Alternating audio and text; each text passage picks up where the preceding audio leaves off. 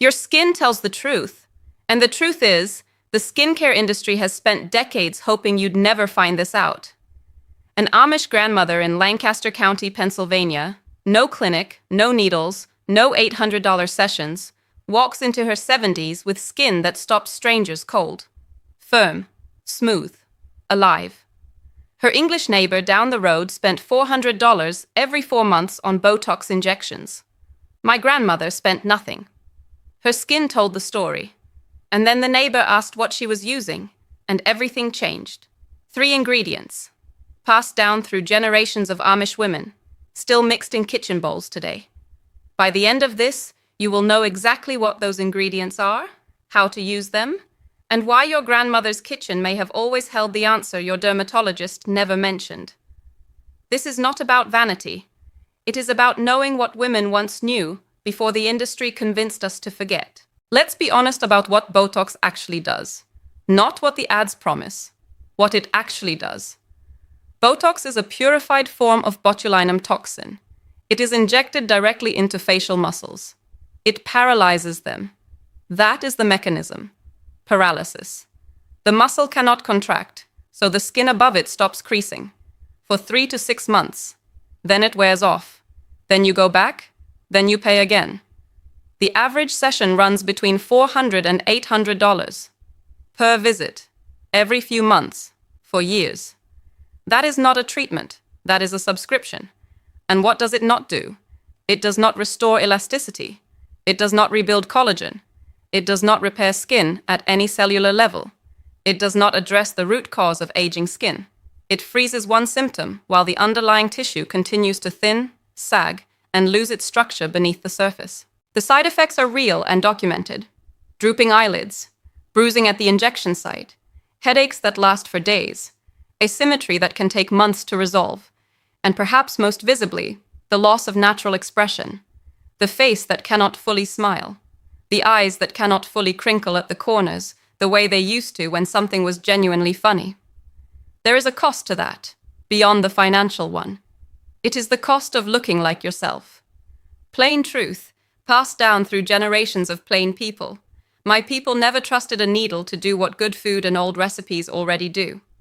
That line sounds simple, but it points to something the industry has never wanted you to examine too closely. Because if the remedy is already in your kitchen, the clinic loses its power over you. And that is a problem worth billions of dollars to the people who built their business on that power. The Amish community's long-standing relationship with plant-based skincare would later become the exact thing that defined the remedy we're about to examine. But in 1850, it was just the way things were done. Amish women in Lancaster County, Pennsylvania have never had a Sephora. They have never had a dermatologist on speed dial. They have never had a loyalty points card at a cosmetics counter. What they have had, for well over 150 years, is knowledge.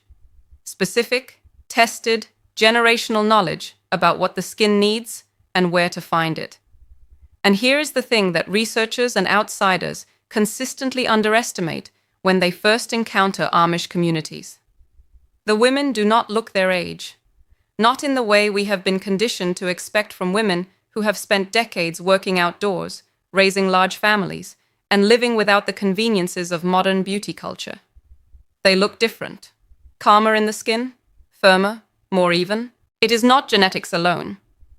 The same families, when members leave the community and adopt modern diets and synthetic cosmetics, show accelerated visible aging within a single generation. That is not a coincidence. That is data. Researchers who have spent time documenting Amish health outcomes have noted it repeatedly, quietly, in papers that never made the front page of a beauty magazine. The skin tells the story of what went into the body and what was put on it. And the Amish story is remarkably consistent across generations. But here is the detail that everyone missed at the time. The Amish approach to skin was never about skin. It was about life. Diet rich in whole fermented foods, raw milk pulled warm from the cow each morning, cultured butter churned by hand, lacto-fermented vegetables pulled from root cellars in the dead of winter, feeds the skin from the inside in ways that no topical cream can replicate. The gut-skin axis is not a wellness trend. It is a biological reality that Amish women were living proof of long before the term existed.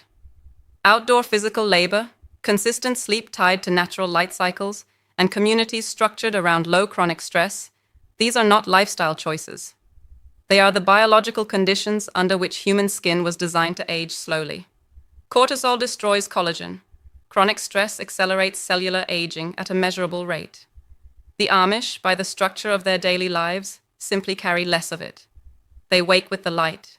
They work with their hands. They eat food they grew themselves. They go to bed when the sky goes dark. And their skin reflects every single one of those facts. Generational knowledge passed from mother to daughter, refined across more than 100 years of real-world use, produce something that clinical trials rarely can. Longitudinal proof. The same remedy, used by the same families, observed across multiple generations, producing consistent results. No placebo effect survives 4 generations. No trend lasts a century in a community that discards what does not work. These women are not sentimental about failure. If something stopped producing results, it would have been dropped from the recipe long ago. The fact that it wasn't is the most honest endorsement any remedy can receive. The remedy at the center of this is 3 ingredients. All of them sourced from the farm or the hive. All of them used in combination in a specific way that maximizes what each one does to the skin. Amish women did not stumble onto this. They refined it. They tested it on themselves, on their daughters, on their daughters' daughters. They adjusted ratios. They noted what worked in winter and what worked in summer. They kept using it because it worked, and they kept refining it because they paid attention. The kitchen table was their laboratory. The results were written on their faces. The outside world, meanwhile, built an industry worth over $500 billion globally, selling synthetic solutions to a problem that these women had quietly solved in their kitchens. Retinol, hyaluronic acid, peptide serums, collagen boosters. Each one marketed as a breakthrough, each one requiring the next breakthrough 6 months later. The Amish remedy has not needed an update since before the First World War. Think about what that means. While laboratories churned out new formulations every season, the same 3 ingredients kept doing the same work in the same farmhouse kitchens. Quietly, consistently, without a marketing budget. The women who carry this knowledge do not talk about it in terms of beauty. They talk about it in terms of care, caring for the skin the way you care for a garden, consistently, with the right inputs, without shortcuts, and with patience that a quarterly earnings report cannot accommodate. There is no before and after photo. There is only the slow, steady accumulation of years of doing the right thing, and the face that results from it. The 3 ingredients are raw honey, cold-pressed castor oil, and beeswax. Each one does something specific. Each one addresses a layer of aging that Botox never touches. Together, they form a remedy that works at the surface, in the deeper dermal layers, and at the barrier level simultaneously. And none of them require a prescription, a clinic, or a needle. The Amish women who still use this remedy today are not doing it because it is trendy. They are doing it because their grandmothers did, and their grandmother's skin was evidence enough. They celebrated the simplicity of it. They shouldn't have assumed the rest of the world would ever be allowed to find out. For a while, things actually seemed fine. The remedy stayed quietly inside these communities, passed in handwritten notes and spoken instructions, completely invisible to an industry that would have had every reason to suppress it. That didn't last. It is 1987. A research laboratory in New Zealand is running tests on wound samples. The lead scientist, Dr. Peter Molan, is looking at something that doesn't make sense.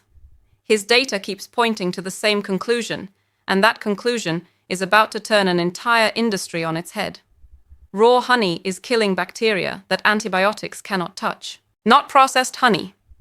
Not the golden syrup sitting on supermarket shelves. Raw, unfiltered honey. Thick, cloudy, pulled straight from the hive with its living enzymes still intact.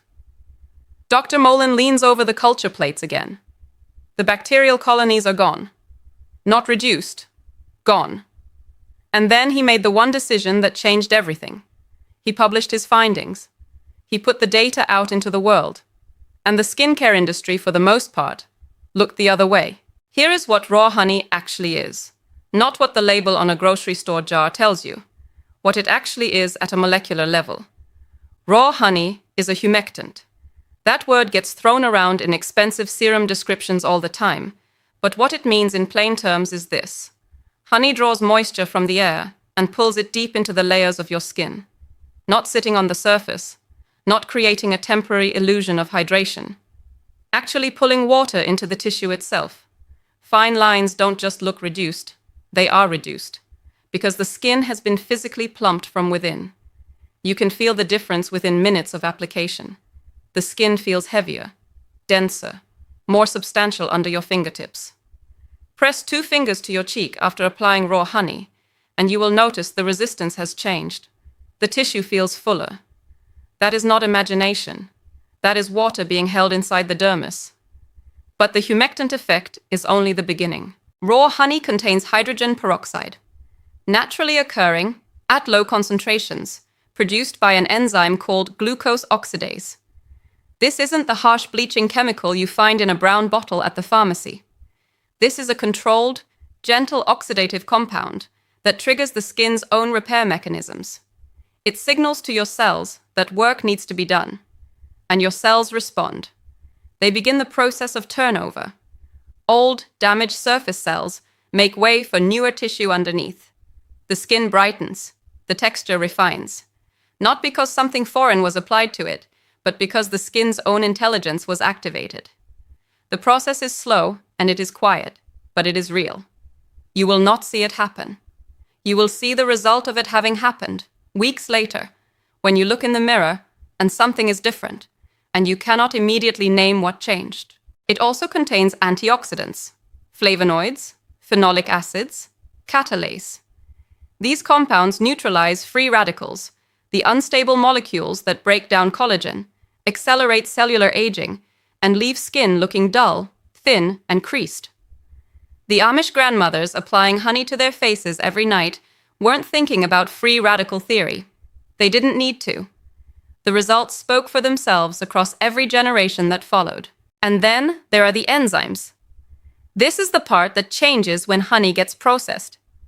When manufacturers heat honey to make it pour more easily, to give it that clear, liquid consistency that looks appealing on a shelf, they destroy the living enzymes. They denature the proteins. They turn something biologically active into something that is, for skin purposes, largely inert, sweet, caloric, nutritionally present, but stripped of the compounds that make it remarkable, which, looking back, was either incredibly brave or incredibly stupid. The decision to prioritize shelf appearance over biological function and then charge consumers a premium for the result. The Amish never made that trade. Their honey came from their own hives, kept on their own land, harvested by hand, and used within months of extraction. Local honey, raw honey. Honey that still had living enzymes, active antioxidants, and naturally occurring hydrogen peroxide doing exactly what nature designed it to do. They didn't know the biochemistry. They knew the results. They knew that the woman who used the honey from her own hive looked different at 60 than the woman who didn't. That was enough. Here is what cloudy honey means and why it matters. When honey crystallizes, when it turns opaque, grainy, or thick, that is not a sign that it has gone bad. That is a sign that it has not been processed. The cloudiness comes from pollen particles, beeswax traces, and natural proteins that survive only in unheated, unfiltered honey. Clear, perfectly liquid honey has almost always been heated. Cloudy honey is the real thing. When you are standing in a store looking at labels, you are looking for 4 words: raw and unfiltered honey. Not organic alone, not natural alone, raw and unfiltered. If it's cloudy, that's confirmation. If it pours like water, walk away. Dr. Molen would look back on this moment and wish he'd made a different call, not the publication of his findings, but the years he spent trying to convince an industry already committed to synthetic solutions. He spent nearly 2 decades fighting for clinical recognition of what Amish women had already known for generations. His research eventually gave rise to Manuka honey's medical classification. But the broader implications that raw honey, in any unprocessed form, carries profound skin-restoring properties. That message got buried under marketing campaigns and proprietary formulations worth billions of dollars. The remedy stayed quiet. The industry stayed loud. It is 2009. A clinical trial is underway at the University of Benin. Researchers are testing a compound most Western dermatologists have never thought to study seriously. The compound is ricinoleic acid. The source is cold-pressed castor oil. And the results are the kind that make people in expensive laboratories very uncomfortable. Ricinoleic acid is not like other fatty acids. It is structurally unusual. Its molecular configuration allows it to penetrate skin tissue at a depth that most topical compounds simply cannot reach. It doesn't sit on the surface. It doesn't form a temporary barrier. It goes in. And once it's in, it gets to work on the structures that actually determine how old your skin looks: collagen and elastin. Collagen is the protein that gives skin its firmness. Elastin is the protein that gives skin its ability to snap back. Together, they are the scaffolding beneath everything you see in the mirror. When you are young, your body produces both in abundance. As you age, production slows. The scaffolding weakens. Skin sags, creases, and loses the tension that once made it look alive. Botox addresses the surface symptom. It paralyzes the muscle. It stops the crease from deepening. But it does nothing to rebuild the scaffolding underneath. The structure continues to deteriorate while the surface is temporarily frozen in place. You are paying to pause the clock on one layer while every other layer keeps aging beneath it. Cold-pressed castor oil does something different entirely. The real question is what happened behind closed doors when early clinical data on ricinoleic acid started showing collagen stimulation and increased skin thickness. Because the data existed. Researchers had it. And yet it never made it into the mainstream conversation about anti-aging skincare. It never appeared in the glossy magazine recommendations. It never showed up in the $300 serums being pushed by celebrity dermatologists on television. What showed up instead was retinol, hyaluronic acid, peptide complexes with trademarked names, compounds that could be synthesized, patented, and sold at extraordinary margins. Castor oil, cold-pressed and hexane-free, costs about $12 for a bottle that lasts months. The math is not complicated. The incentive to suppress the conversation is not complicated either. The Amish already knew none of this required a clinical trial. Amish women use castor oil for everything: hair growth, joint pain, skin healing after a burn or a cut. It was a homestead staple the way salt was a homestead staple, not a specialty product, not a luxury, just something you kept on hand because it worked and you knew it worked. The bottle sat on the same shelf as the vinegar and the lard. Grandmothers passed it to daughters. Daughters passed it to granddaughters. The specific compound doing the work, ricinoleic acid, didn't have a name in their vocabulary. It didn't need one. They had something better than a name. They had 100 years of results. Here is what cold pressing means and why it matters enormously. When castor beans are processed using heat extraction, the cheaper, faster, industrial method, the temperature destroys key healing compounds. The ricinoleic acid degrades. The fatty acid profile changes. What you get is a product that looks like castor oil and smells like castor oil, but has been functionally gutted of the properties that make it remarkable for skin. Hexane, a chemical solvent, is also used in heat extraction processes, and residue can remain in the final product. Cold-pressed and hexane-free means the oil was extracted mechanically, at low temperature, with no chemical solvents. The ricinoleic acid survives intact. The healing compounds survive intact. The difference between these two versions of the same oil is the difference between medicine and marketing. The skin doesn't lie about which one it received. Consistent use of cold-pressed castor oil increases skin thickness. It increases firmness. It doesn't do this overnight, and anyone telling you otherwise is selling you something. But over weeks of regular application, the collagen response is measurable. The elastin response is measurable. The skin begins to behave more like younger skin because it is, at a cellular level, being given the materials to rebuild. You press a small amount between your fingertips before applying it. It is thick, almost viscous, amber-colored in its purest form. It spreads slowly and absorbs more slowly still, which is exactly the point. It is not designed to vanish. It is designed to stay in contact with the tissue long enough to do its work. Run your thumb across the back of your hand after applying it, and you will feel the drag of it, the resistance, the way it refuses to disappear. That resistance is the compound staying where it needs to be. This is what Botox cannot do. Botox freezes. Castor oil rebuilds. They are not competing products in any meaningful sense. One is a temporary cosmetic intervention. The other is a biological process. One requires a medical professional and a needle. The other requires a bottle and your own 2 hands. The University of Benin data didn't disappear entirely. Researchers continued working. The compound kept appearing in wound healing studies, dermatological trials, and hair loss research. The evidence kept accumulating in academic journals that most consumers never read. Meanwhile, the industry kept selling paralysis as the only answer worth considering. The Amish remedy had already moved past the question. The third ingredient is beeswax.